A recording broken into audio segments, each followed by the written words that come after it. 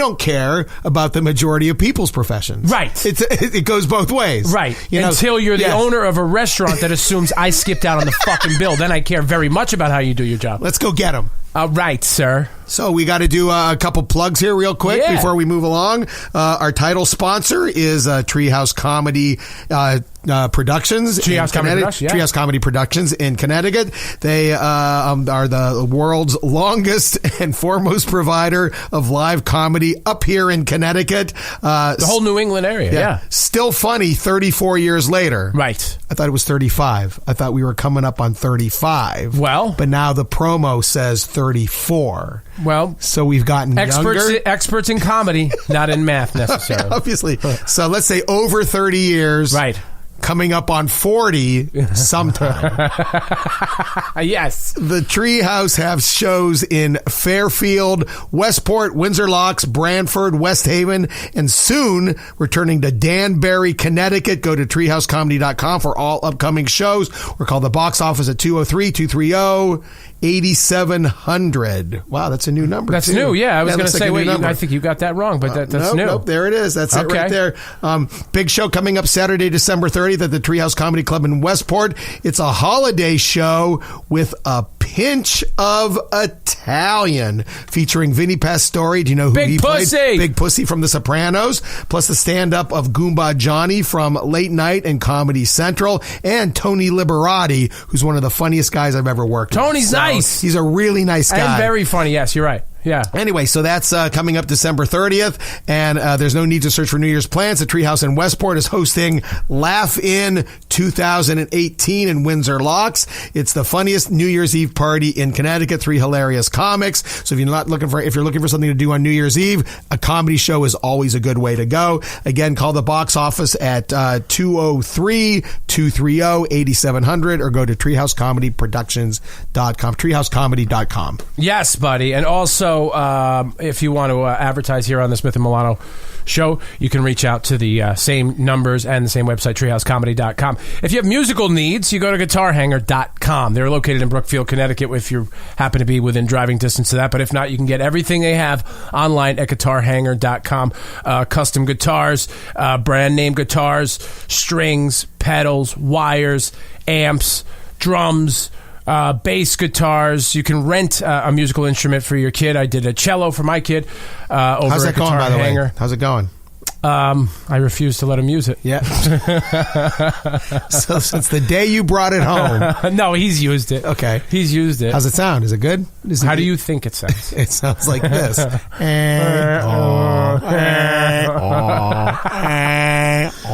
And if in fact a big school concert's coming up, so I got to go listen to that times 4,000. That's going to be awesome. Can I go? That's the Coupe de Grace. I want to go. Yes, we should. We should watch it and then roast all the 9-year-olds right. that performed in it.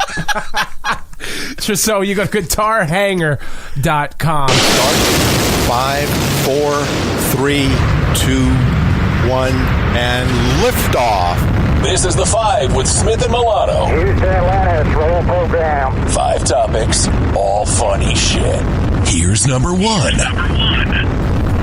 Matt Lauer. We're leading the show. Story 1 is the lead story with this, out of obligation.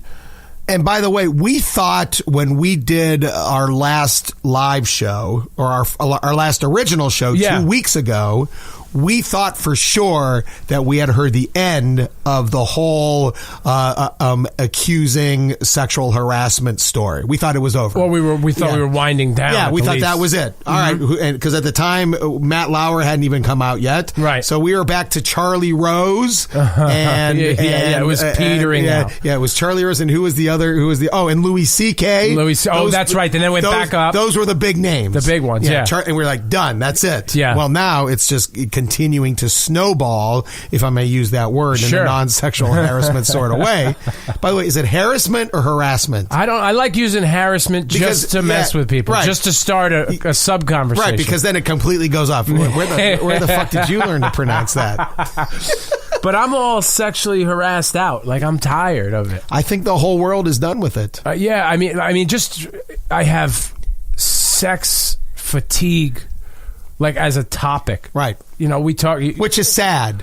It is. Because I always enjoyed reading about sex and sometimes having sex and, looking at sex. Sex, yeah. I enjoyed it. Yeah. But now this is a grimy topic, but it's an interesting one. I almost wish Lauer and Louis C.K. had been first. Yeah. So we could have just blown it out of our system, and when you get down to Garrison Keillor, it's like, come on.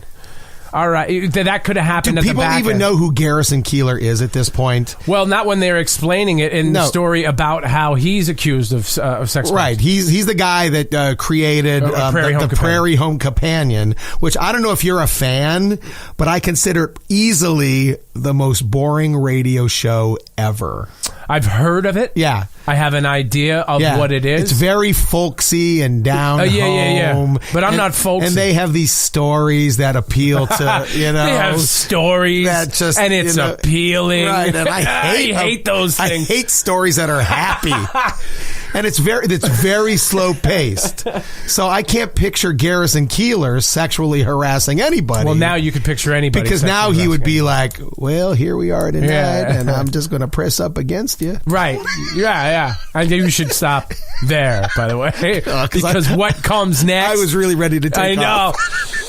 Well, I did. I found his response entertaining. And again, I'm paraphrasing. He just kind of was like, I'm too old to battle this, to deal with. So, sorry. And also, it's an interesting story. He's got to be up there. He's got to be in He's 80. 80, yeah. I think at he's least. 80s, yeah. So he's just like, I don't know, I may have, may not have, but I'll be out on the porch. Yeah. Just bring me an iced tea.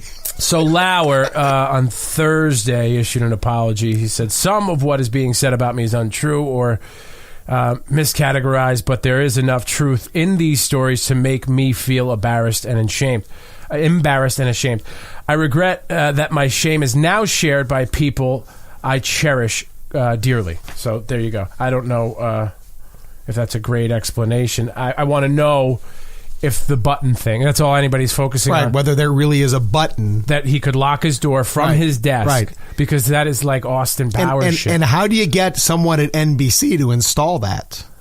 Do you slip him a couple bucks? No. Because he's not going in there on the weekend and putting it in himself. No, that's your own personal private contractor situation. Right. So, but are you having like some of the maintenance guys at NBC put it in? No. Listen, Manny. No way. Manny, because they're on the company dime. So listen, well, that's why maybe he's slipping them some money under the door. Yeah. Once it locks. I don't think it's smart. No, I think you got to get an outside contractor that you know personally. Right. And then you need to consider, I seem to be doing a lot of work to trap people in my office. Yeah, but then is the outside contractor installing the door and the button on weekends when nobody's there? You're very concerned with the timeline. I'm very time frame in which this takes place. Because I might be calling bullshit on the secret button locking the door. Really? Yeah. Well, I think it's so out there that it seems true, or there's an element of we want it to be true. Let me ask you this. It's the most interesting part of the story. Let me ask you this. All right, you work, in the entertainment industry, where you're at a workplace. Right. All right. You don't have your own private office. No. All right. So, but let's just say I don't even have a fucking chair that doesn't get stolen.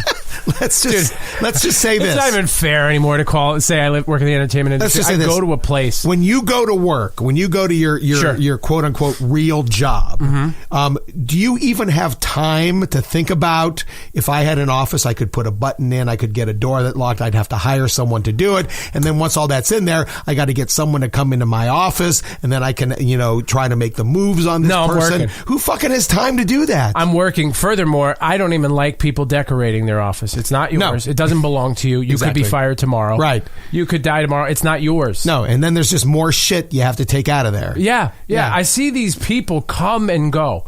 Some people, in my years in radio, will be there for 4 months. And typically, the shorter their stay, the more decoration they've done. Yeah. I don't get it. Because they're trying to make themselves feel at home in a short amount of time. And we have shared workspaces. Right. And people decorate the shared workspace. So I'm moving little fucking tchotchkes and statues out of my way just to work. Someone's like, stuffed animal. Yeah. And I'm not nice about it. I hide them. I put them. I'll change the trash. Goobed all over my face from all the way across the room. That was quite a shot. That's not Holy okay. shit. That's not okay. I apologize. No, that's fine.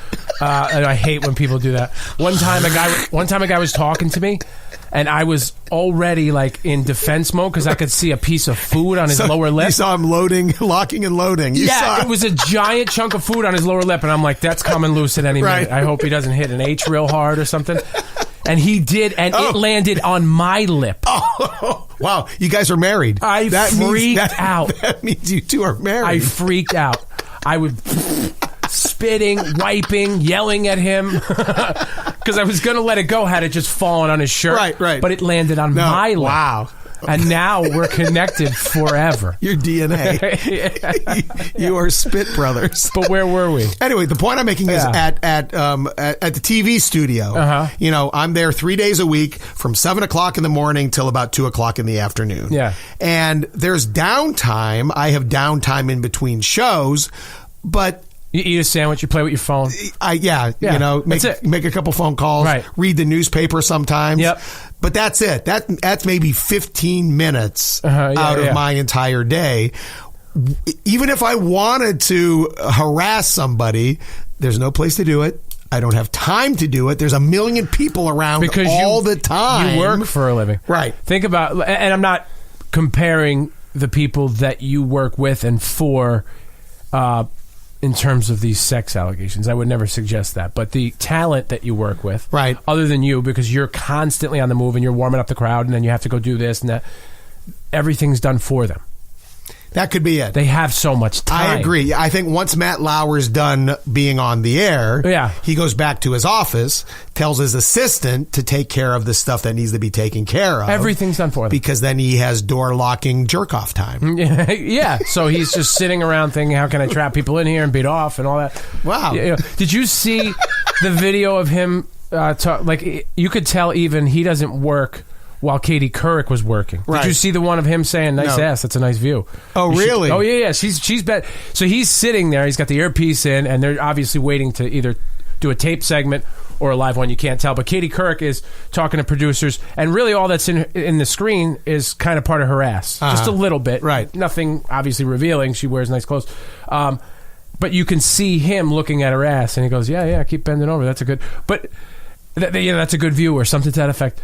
But all the while, she doesn't respond because she's busy talking to the producer and working while he just sits there. See, he broke the cardinal rule in a TV studio. My very first day working in TV, a stagehand came up to me and said, just remember, there's cameras and microphones everywhere. Everywhere, yep. Because the cameras are on even if the show isn't being taped. Yeah. And they're all pointing in different directions, and there's in our studio, we have probably 20 microphones hanging from the ceiling to mic the audience. So they're everywhere. So there's no way you can get away with shit. So whenever anybody wants to say something a little off color or funny, the first thing you always do is you look around. Yeah. You look around and check your surroundings. That's in regular life. Right. But in your situation, you have to shut off. Maybe a mic pack. Take it off. Go outside. Exactly. And then whisper it around the corner. I have a move where I take my mic and I put it behind my back. You know, if someone comes up to me and talks to me face to face, I put the mic behind my back. But with all the other microphones you mentioned and all the other cameras, there's a high likelihood if you said something, and I'm not saying you would ever do this, but just as an example, if you said something racist on the side, there's really good chances it could be heard. Someone's going to hear it. Well, even if I say, I fucking hate working here. Right. You know? Yeah. It could be heard by anybody. You know? I mean, there's nothing you can say that can't be misconstrued or misinterpreted as something that you could get fired for. Right. So you just mind your P's and Q's. So all you internet people want to still be famous? Yeah. I'm spitting again. Yeah. Like everybody wants to be a YouTube star. Yeah. And then that's supposed to lead to a TV show. And then a TV show is supposed to lead to sex allegations. Yeah. And you're out of business. And I got to be honest, most of the people who I know who want to be famous will not handle it well at all. They will not be good at it. Oh, no. They won't handle it well at all. Yeah. They're going to self-implode. Yeah, here's the major question. They're going to fuck it up in some way. Do any of them have the talent to pull it off? No. But having talent in TV or not having talent has never stopped a lot of people from being in TV. Right. Well, we had a lawyer on my show this week. I think you've heard her on my show before, and she's great. And I brought her on right after the Lauer thing just to ask, what can you say? What can't you say? What's the definition of sexual harassment and sexual misconduct? And she laid it all out, the definition.